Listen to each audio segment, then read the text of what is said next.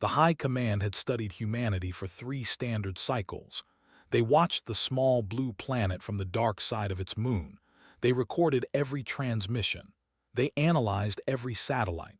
They counted every ship that left Earth's atmosphere. The conclusion was simple. Humans were weak. Their technology was primitive. Their weapons were laughable compared to the might of the Empire. Admiral stood on the bridge of his flagship, the Eternal Dominion. His gray skin reflected the light of distant stars. His 4 eyes scanned the tactical display showing Earth in perfect detail. Behind him, 12 massive warships held position. Each vessel carried enough firepower to glass a continent.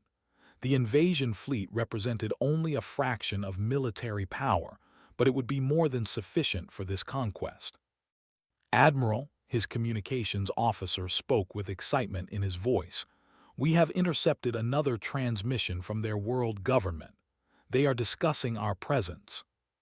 Allowed himself a thin smile. The humans had finally detected their fleet. It took them longer than expected. Their sensor technology was even more primitive than initial assessments suggested. This would be the easiest conquest in history. The Admiral had conquered 17 worlds. None had fallen as quickly as Earth would fall. "What are they saying?" asked, genuine curiosity in his tone. "They are arguing, Admiral. Different factions are debating how to respond. Some wish to send a diplomatic shuttle. Others demand military preparation. Their leaders cannot agree on anything." Laughter rippled through the bridge crew. The found human disunity amusing.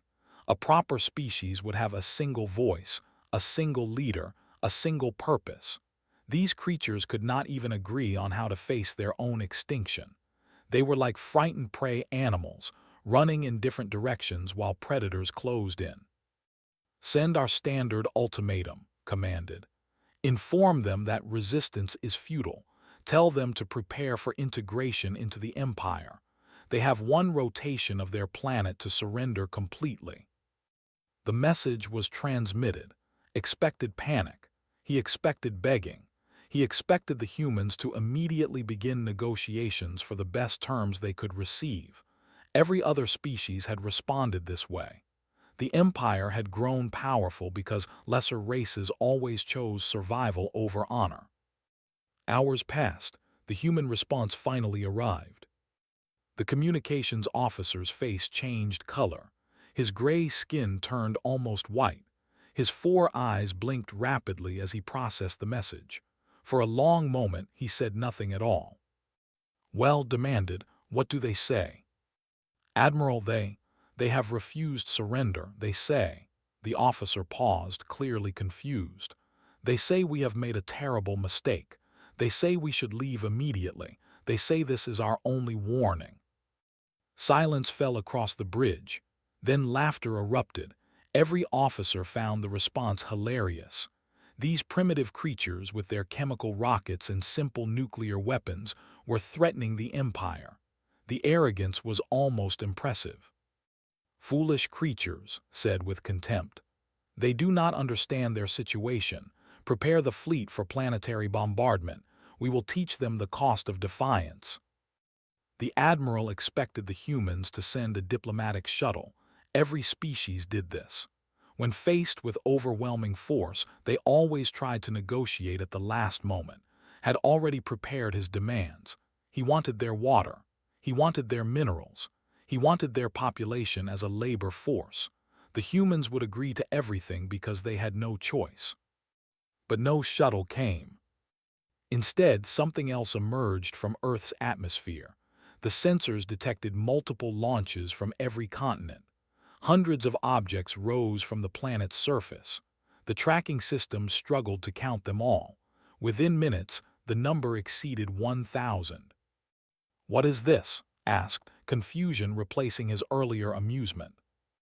"Unknown objects, Admiral. They appear to be weapons, primitive missile systems, nuclear warheads based on their radiation signatures." Relief washed over the Admiral. Nuclear weapons. They had encountered such technology before. Their shields could easily withstand nuclear explosions. 1,000 nuclear missiles would not scratch the paint on their warships. The humans were truly desperate if this was their response. "Let them come," said dismissively. "Our shields will hold, this changes nothing." The missiles approached. They were fast for primitive technology, but the tracking systems followed them easily. Defense protocols activated automatically. Point defense weapons prepared to destroy any missiles that came too close. The situation remained completely under control. Then the missiles began to change. Each warhead separated into dozens of smaller projectiles. The 1,000 missiles became 10,000, then 50,000, then more than anyone could count. The tracking systems overloaded. The displays filled with so many targets that individual identification became impossible. "Admiral," the tactical officer's voice cracked with sudden fear. "These are not standard nuclear weapons. They are something else. We are detecting antimatter signatures, exotic particle emissions, technologies we have never seen before." Felt the first hint of real concern. "That is impossible. Our intelligence indicated they had no such capabilities." "Our intelligence was wrong, Admiral." The first wave hit the outer ships. Shields that should have held for hours collapsed in seconds. Antimatter warheads detonated against hull plating. 3 warships vanished in explosions that lit up the space between Earth and its moon. The bridge crew of the Eternal Dominion watched in horror as centuries of engineering was reduced to expanding clouds of debris. "Return fire," screamed. "Destroy their cities, burn their world." The remaining warships opened fire. Energy weapons lanced toward Earth. The strikes should have devastated entire regions, but something intercepted them. A shield surrounded the planet, a barrier of energy that the humans should not have been able to create. Every attack splashed harmlessly against this impossible defense.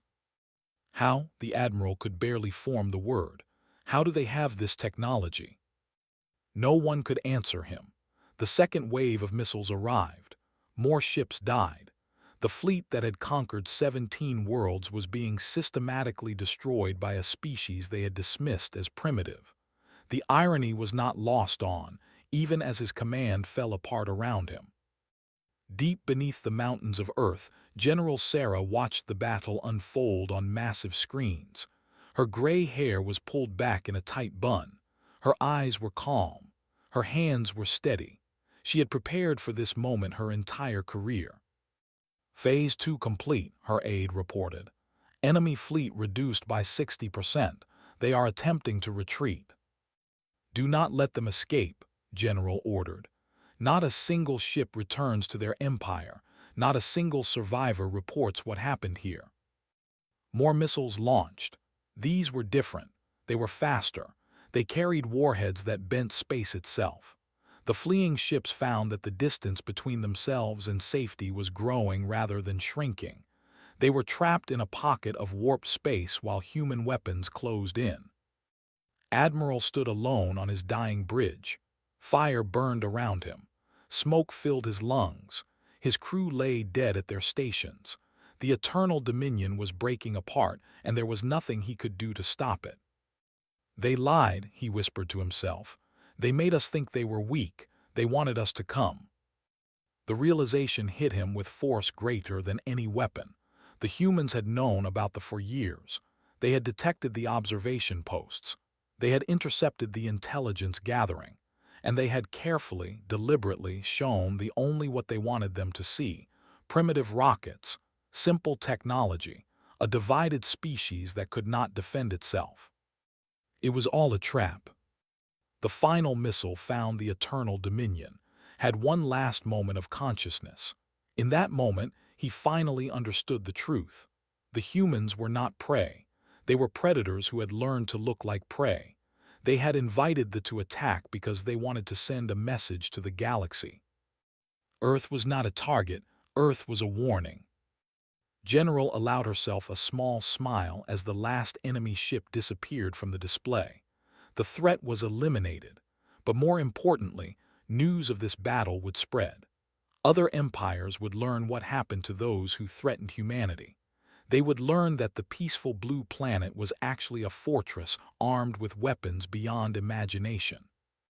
The galaxy had many predators, but today they all learned about a new apex species, one that had been quietly preparing for first contact for decades, one that had hidden its true capabilities until the perfect moment, one that did not negotiate with invaders. Humanity had announced itself to the universe, not with a diplomatic shuttle, not with words of peace, but with total, absolute, overwhelming destruction. In the following cycles, the story spread across 1,000 worlds. Species that had never heard of Earth began to whisper about the blue planet. They spoke of the humans with fear and respect. They warned each other never to approach that system. They told stories of the fleet that went to conquer and never returned. Some species sent peaceful messages. They wanted trade. They wanted friendship. They wanted to understand the creatures who had done what no one thought possible. These messages were received warmly. Humanity had no desire for war. They simply refused to accept conquest. General retired 3 years after the battle.